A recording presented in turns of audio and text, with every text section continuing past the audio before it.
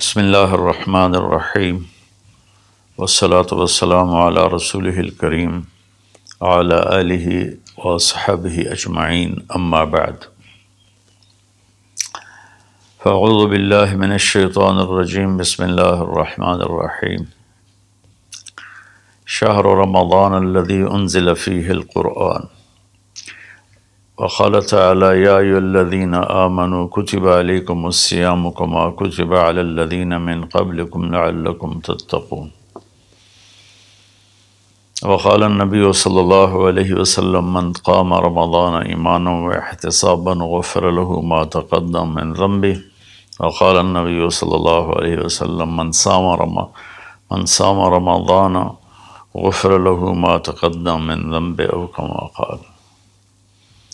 جی میرے محترم بھائیوں بہنوں دوستوں بچوں بچیوں، میری طرف سے رمضان کی مبارک ہو۔ سارے اہل ایمان سارے مسلمانوں کو رمضان کی مبارک ہو، اور اللہ سے دعا ہے کہ اللہ تعالیٰ ہمارے اس روزے اور تراویح کو قبول فرمائے اور ہماری بخشش کا ذریعہ بنائے، آمین۔ کئی سالوں سے یہ معمول چل رہا ہے کہ رمضان میں قرآن کا کچھ خلاصہ وہ بیان کر دیا جائے۔ 1.25 پارہ پڑھا جاتا ہے، رات ہم نے 1.5 پارہ سنا، تو سارے کا تو خلاصہ مشکل ہوتا ہے، تو کچھ اس میں سے جو اللہ تعالیٰ دل میں ڈالے گا وہ میں عرض کر دوں گا۔ سب سے پہلی بات یہ ہے کہ یہ قرآن کیا ہے، یہ کتاب کیا ہے؟ تو اللہ تعالیٰ یہ کس نے اتاری ہے، اس کا مقصد کیا ہے؟ تو قرآن کا تعارف قرآن کی زبان سے، کہ قرآن خود اپنے بارے میں کیا کہتا ہے۔ تو پہلا سوال اٹھتا ہے یہ کس کی کتاب ہے، جبکہ کس نے لکھی ہے، کون مصنف ہے؟ تو اللہ تعالیٰ فرماتے ہیں سورہ شعراء میں وَإِنَّهُ لَتَنزِيلُ رَبِّ الْعَالَمِينَ، یہ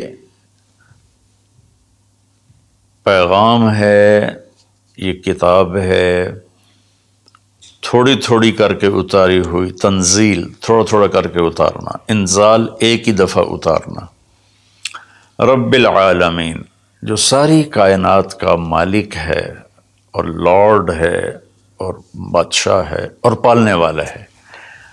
لفظ رب میں اللہ نے ایک خوبصورت اشارہ کیا ہے کہ میں تمہارا پالنے والا ہوں، تو جیسے تمہاری ماں تم سے پیار کرتی ہے اور تمہارے لیے ہر وقت آسائش پہنچانے کی کوشش کرتی ہے، ہر وقت راحت پہنچانے کی کوشش کرتی ہے، تکلیف سے بچانے کی کوشش کرتی ہے، تو یہ کتاب اس رب العالمین کی طرف سے ہے جو تمہارا پالنے والا ہے۔ وہ تمہارے لیے کبھی تکلیف نہیں چاہے گا، کبھی مشقت نہیں چاہے گا۔ میرے اس قانون پہ عمل کرنا تمہارے لیے سراسر فائدہ ہے، اور اس کو چھوڑ دینا تمہارے لیے سراسر نقصان ہے۔ لفظ رب میں یہ ایک پیغام اللہ تعالیٰ نے خاموش پیغام ہمیں دیا ہے۔ کس کی کتاب ہے؟ کا رب العالمین۔ رب العالمین تو آسمانوں پر ہے، تو نیچے کون لایا؟ تو اس کا جواب ہے نزل بہ الروح الامین۔ اس کے لیے ایک مقدس فرشتہ آیا جو امانت دار ہے، کہ وہ جس طرح اللہ کی طرف سے وہ پیغام ملا اسی طرح اس کو لے کر نیچے آیا۔ امین کے لفظ نے حضرت جبریل کی ضمانت دی، اللہ کی طرف سے ضمانت۔ اور روح جو ہر آلائش سے پاک ہے اور اللہ کا امر ہے، قل الروح من امر ربی۔ تیسری بات، کس پر اترا ہے؟ کس کو یہ دیا گیا ہے کلام؟ علی قلبک، اے میرے محبوب، یہ آپ کے رب کا کلام ہے، جبریل اس کو لایا ہے اور آپ کے دل کے اوپر اتارا ہے۔ پہلی 3 کتابیں لکھی ہوئی اتار دی گئیں بیک وقت۔ اس سے پہلے چھوٹی چھوٹی کتابیں جو آئیں ابراہیم علیہ السلام پر یا دوسرے انبیاء پر، ادریس علیہ السلام پر، وہ بھی لکھی ہوئی، یہ لکھا ہوا نہیں آیا، یہ ڈائریکٹ اللہ پاک کی زبان سے نکلا اور جبریل نے اس کو لیا اور اللہ کے نبی کے دل پر اتار لیا۔ اچھا، کس لیے آیا ہے؟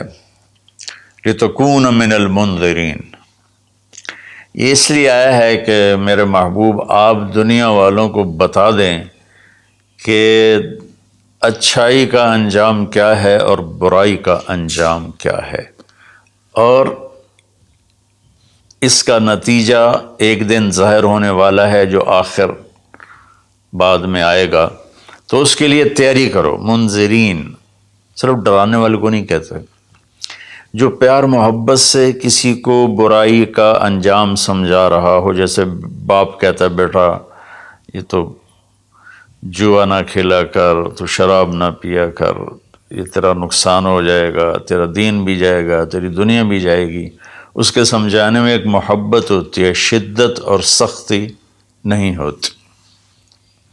کس زبان میں آیا ہے؟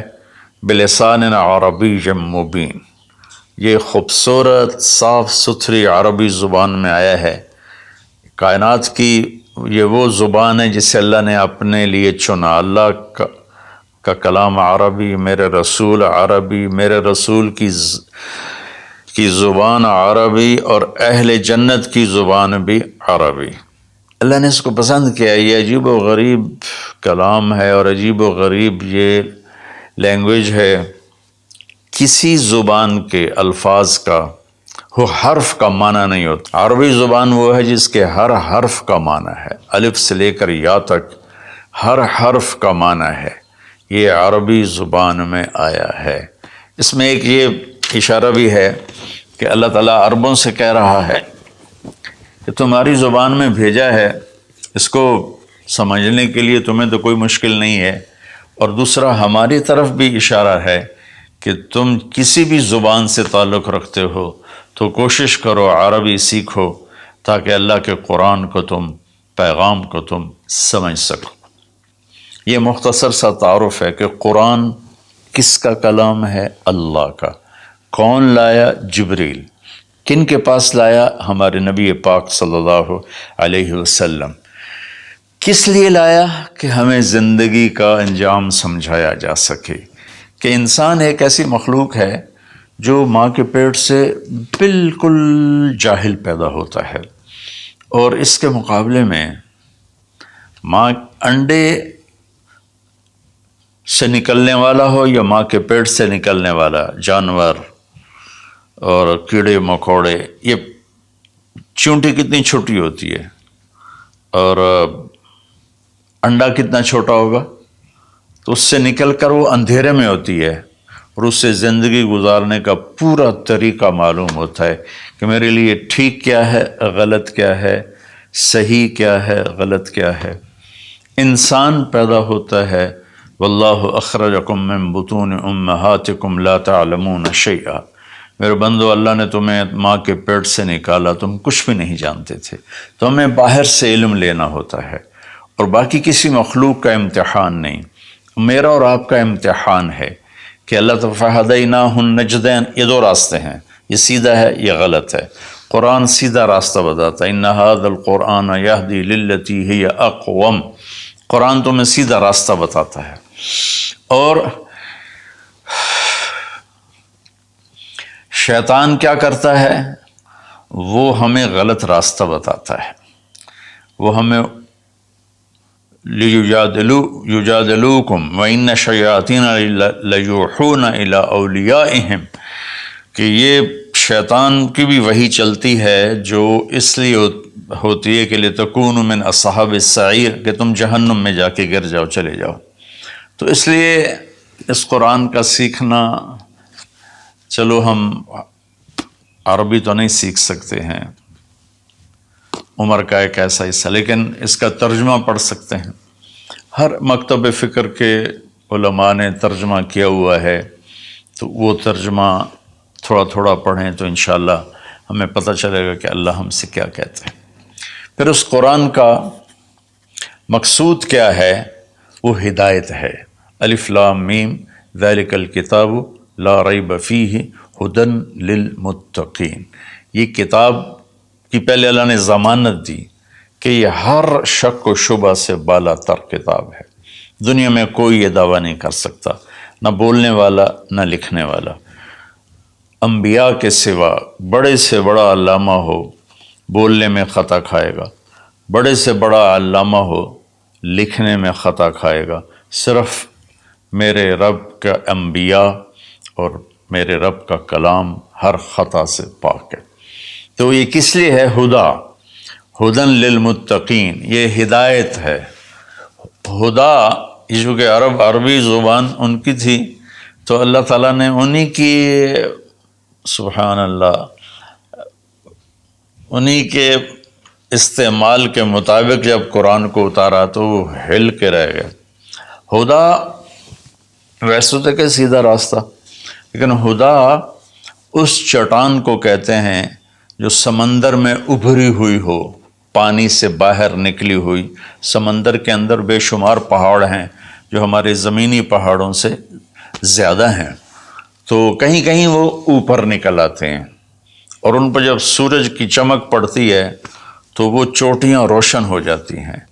اس روشن چوٹی کو عرب جب سفر کرتے تھے یا دوسرے بھی جب بحری سفر کرتے تھے تو ان کو نشانی بناتے تھے کہ یہ پہاڑ کی چوٹی فلاں جگہ کا پتہ بتاتی ہے، یا سمجھیے جدہ کا پتہ بتاتی ہے، یہ یمبو کا پتہ بتاتی ہے، یہ خلیج عقبہ کا پتہ بتاتی ہے۔ ایک مثال دے رہا ہوں۔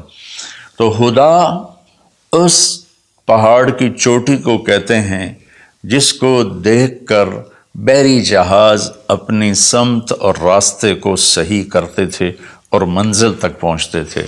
تو اللہ نے اس کتاب کو ہدا فرمایا ہے کہ انسانی سمندر میں، انسانی زندگی کی کشتی کے لیے، میں پھر دہراتا ہوں، انسانیت کے سمندر میں انسانی زندگی کی کشتی کے لیے یہ جو قرآن ہے، یہ وہ چوٹی ہے پہاڑ کی جس سے تم راستہ پاتے ہو اور جس سے تم اپنی منزل تک پہنچتے ہو۔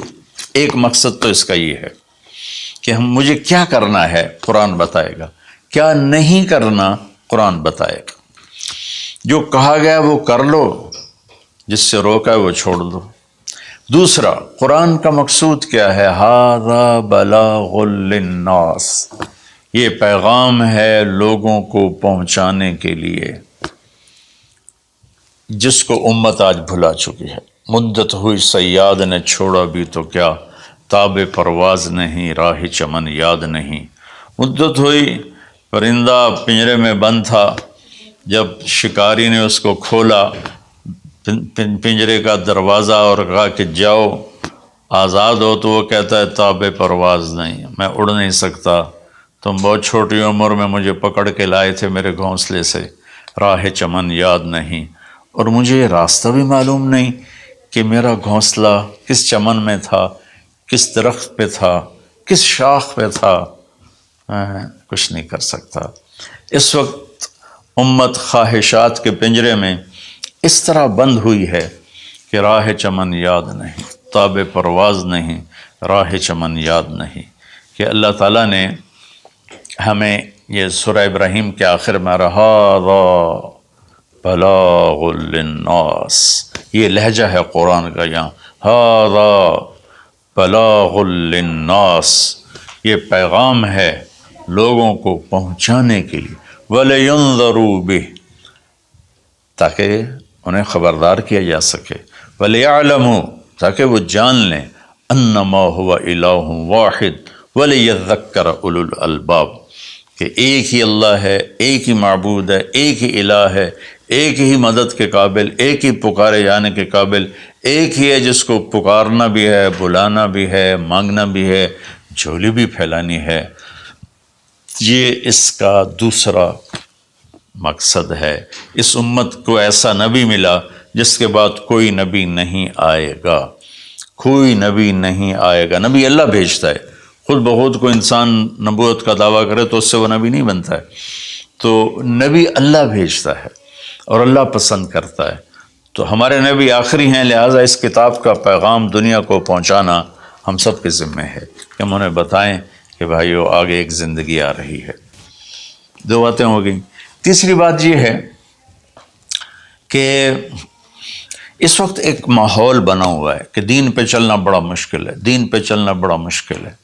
تو اللہ تعالیٰ نے بسم اللہ الرحمن الرحیم، یہاں سے اللہ نے تسلی دینی شروع کی کہ میں شروع کرتا ہوں اس اللہ کے نام سے جو رحمان بھی ہے رحیم بھی ہے، مہربان ہے، نہایت رحم کرنے والا ہے۔ تو پہلا ہی جملہ بتاتا ہے کہ جو رحمان و رحیم ہو وہ کوئی ڈنڈے سوٹے کا قانون تو نہیں بنائے گا، بہت نرم سا بنائے گا، ہماری فطرت کے مطابق بنائے گا۔ بھوک کی حالت میں روٹی کھانا کون سا مشکل کام ہے، افطاری کے وقت کھانا کون سا مشکل کام ہے، ہر کوئی جھپٹنے پر تیار ہوتا ہے۔ پھر دوبارہ اللہ نے تسلی دی، الحمدللہ، سب تعریفیں اس اللہ کے لیے ہیں۔ حمد اور مدح یہ قرآن کے 2 لفظ ہیں۔ حمد ہے وہ تعریف جس کے وہ لائق ہے، اور مدح میں خوش آمد ہے۔ آپ نے فرمایا یا معاذ ایاک والتمادح فإنہ الذبح، معاذ خوش آمد کرنے سے بچنا یہ ذبح کر دینے والی چیز ہے۔ تو اللہ تعالیٰ نے کہا سب تعریفیں تیرے اللہ کی، اور اللہ کے صفاتی نام 99 ترمذی شریف میں ہیں، لیکن وہ 99 نام صرف نہیں ہے بلکہ جیسے اللہ اپنی ذات میں لامحدود ہے تو اس کی نام بھی لامحدود ہیں، لیکن ذاتی نام جو ہے وہ اللہ ہے۔ اللہ میرے بر صغیر میں خدا بولا جاتا ہے عام طور پہ، اہل علم بھی یہی بولتے ہیں، عام لوگ بھی یہی بولتے ہیں۔ میرا اس سے کوئی اختلاف نہیں ہے کہ یہ نہیں بولنا چاہیے۔ خدا فارسی کا لفظ ہے، پتہ نہیں کس نے یہ لفظ بنایا، خدا، وہ جسے کسی نے نہ بنایا ہو اسے خدا کہتے ہیں، لیکن اللہ نے اپنا نام بتایا کہ میرا نام اللہ ہے۔ تو ترجمہ لفظوں کا نہیں ہوتا، نام کا ترجمہ نہیں ہوتا، ترجمہ عبارات کا ہوتا ہے۔ میرا نام طارق جمیل ہے، اس کے الفاظ کا مطلب ہے کچھ، لیکن مجھے طارق جمیل کہہ کے پکارا جاتا ہے، اور طارق رات کو آنے والا، اور طارق کھٹکھٹانے والا، میں تو کوئی نہیں کھٹکھٹا رہا۔ مولانا خوبصورت، جمیل خوبصورت کو کہتے ہیں، نام کا ترجمہ نہیں ہوتا۔ اس لیے بہتر یہ ہے کہ اللہ کو صرف اللہ کے نام سے پکارا جائے، اللہ، سبحان اللہ، زبان ہی میٹھی ہو جاتی، اللہ۔ یہ کوئی حرام حلال کی بات نہیں کر رہا ہوں، افضل اور اولا کی بات کر رہا ہوں کہ جو نام اللہ نے اپنا کہا، اللہ، قرآن کو شروع اس سے کیا، ہمیں اللہ کہنا چاہیے۔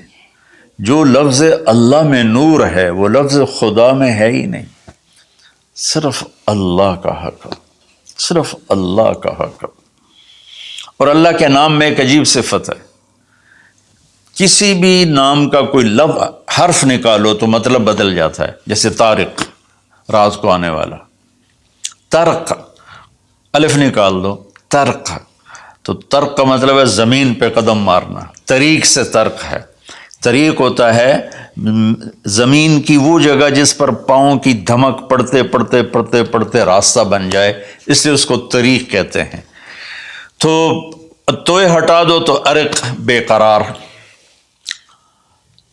جمیل کا جیم ہٹا دو تو میل بن گیا، میل بن گیا۔ یہ ہٹا دو تو جمل، اونٹ بن گیا۔ لفظ اللہ کی ایک خصوصیت ہے کہ اس کے ہر حرف کو ہٹا دو تو اشارہ اللہ کی طرف ہی ہوتا ہے، اللہ اللہ ہی ہے۔ الف ہٹا دو، للہ، تو اللہ کہتا ہے للہ ما فی السماوات و ما فی الارض، تو اشارہ اللہ کی طرف۔ اگلا لام ہٹا دو تو بچ جاتا ہے لہو، تو اللہ تعالیٰ کہتا ہے لہو ما فی السماوات و ما فی الارض۔ پچھلا لام ہٹا دو، الف کے بعد کا لام ہٹایا تو الہ بن گیا، اور آخری لام ہٹایا تو لہو بن، آخری لام ہٹایا تو الہ بنا۔ اور پہلا ہٹائے تو لہو بنا. تو میرا رب کہتا ہے اللہ، اچھا اللہ، الف ہٹا دو، للہ، اللہ، للہ ما فی السماوات و ما فی الارض، پھر لام بھی ہٹا دو، الف بھی ہٹا دیا، لام بھی ہٹا دیا، تو لہو ما فی السماوات و ما فی الارض. پھر آخری لام کو ہٹا کے پہلے لام کو بچا لیا تو وَهُوَ الَّذِي فِي السَّمَاءِ إِلَٰهٌ وَفِي الْأَرْضِ إِلَٰهٌ. اور پھر سب سے عجیب بات کہ سارے حرف ہٹا کر آخری ہے کی پیش کو باقی رکھو نا، تو وہ ہے اللہ لا الہ الا ہو. اللہ لا الہ الا ہو، هو اللہ الذی لا الہ الا ہو، قل هو اللہ احد، هو اللہ الذی لا الہ الا ہو. یہ لہو ما فی السماوات و ما فی الارض. تو اللہ تعالیٰ نے ہمیں تسلی دی کہ میں بہت بڑا ہوں. اچھا یہ اللہ، یہ جو تو قانون بھیج رہا ہے تو قانون تو بڑے سخت ہوتے ہیں، تو اللہ کہتا رب العالمین، نہیں میں تمہاری ماں سے زیادہ پیار کرنے والا ہوں، میں تم پر ایسے ڈنڈے نہیں چلاؤں گا. تو لیکن میرا اللہ کہتا ہے کہ میرا بندہ میں تیری ماں سے 70 گنا کا مطلب 70 نہیں ہوتا، لا محدود درجے میرا پیار ہے. پھر تسلی نہیں ہوتی، اللہ تو قرآن تو بھیج رہا ہے، پتہ نہیں ہم عمل کر سکیں گے کہ نہیں کر سکیں گے. تو پھر اللہ کہتا ہے الرحمن الرحیم. کیوں ڈر گئے ہو؟ کیوں قرآن کے مطابق دکان نہیں چلاتے، زندگی نہیں گزارتے، جاب نہیں کرتے، زراعت نہیں کرتے، تجارت نہیں کرتے، شادی نہیں کرتے، ساری چیزوں کو بنا لیں، تو کیوں ڈرتے ہو؟ رب العالمین پہلی گارنٹی، الرحمن الرحیم پہلے بسم اللہ سے. پھر دوسری گارنٹی اللہ، کہ میں اللہ ہوں، نفع نقصان کا مالک ہوں. پھر رب العالمین، تم پر مہربان ہوں، تمہارا پالنے والا ہوں. پھر الرحمن الرحیم کی دوبارہ تکرار ہے. کیوں ڈرتے ہو؟ رحمان بھی ہوں، رحیم بھی ہوں. اب اللہ نے جزا سزا کا بھی ایک رکھا نا، کہ بہت سے لوگ ہیں جو محبت کی بات جتنی بھی کرو وہ الٹا ہی سوچتے ہیں، تو اس کو دھمکانے کے لیے مالک یوم الدین. پھر یہ بھی یاد رکھنا کہ میرے پاس جزا سزا کا بھی نظام ہے. اس کو اللہ تعالیٰ اتنے خوبصورت انداز میں بیان کرتا ہے کہ ہم تو چونکہ عرب نہیں ہیں، لیکن عربی کچھ پڑھی تھوڑی بہت، اللہ نے اس کا ذوق بھی دیا. تو ابھی ساری بات ہو رہی کہ وہ ایسا ہے، وہ ایسا ہے، وہ ایسا ہے، لیکن آگے ہے ایاک نعبد و ایاک نستعین. یا اللہ تیری ہی بندگی کرتے ہیں، تجھی سے مدد مانگتے ہیں. تو ایک دم جیسے اللہ سامنے آ گیا ہو، الحمدللہ رب العالمین الرحمن الرحیم. ان الفاظ نے اس طرح کر دیا جیسے اللہ میرے سامنے آ گیا ہے، جیسے کأنک تراہ، جیسے اللہ میرے سامنے آ گیا تو میں کہتا ہوں ایاک نعبد، یا اللہ میں تو تیری ہی بندگی کرتا ہوں، و ایاک نستعین، یا اللہ میں صرف تجھے پکارتا ہوں مدد کے لیے، میں کسی اور کو نہیں پکارتا. میرے نبی نے حضرت عبداللہ بن عباس سے فرمایا وَإِذَا سَأَلْتَ فَاسْأَلِ اللَّهِ وَإِذَا اسْتَعَنْتَ فَاسْتَعِنْ بِاللَّهِ، کہ اے بچے، اے میرے یا غلام، اے میرے پیارے چچا زاد بھائی، تو ایسا جب تجھے پکارنا ہو تو اللہ کو پکارنا. مدد کے لیے صرف اللہ ہے جو آتا ہے، اللہ کے سوا کوئی مدد نہیں کر سکتا. یہ اسباب کی دنیا ہے، ایک دوسرے سے مدد لینا. تو میرے نبی نے قرضے اٹھائے، میرے نبی نے زرہ پہنی، میرے نبی نے تلوار اٹھائی، لیکن وہ کام جو براہ راست اللہ کے ہاتھ میں ہے، ان میں صرف اللہ کو پکارا جاتا ہے، ان میں صرف اللہ کو پکارا جاتا ہے. ایاک نعبد و ایاک نستعین. علماء فرماتے ہیں ساری آسمانی کتابوں کا خلاصہ قرآن ہے، اور قرآن کا خلاصہ سورۃ فاتحہ ہے، اور سورۃ فاتحہ کا خلاصہ ایاک نعبد و ایاک نستعین ہے. اے میرے اللہ، یا اللہ، یہ صرف اللہ کے ساتھ ہے اور کسی کے ساتھ نہیں ہے.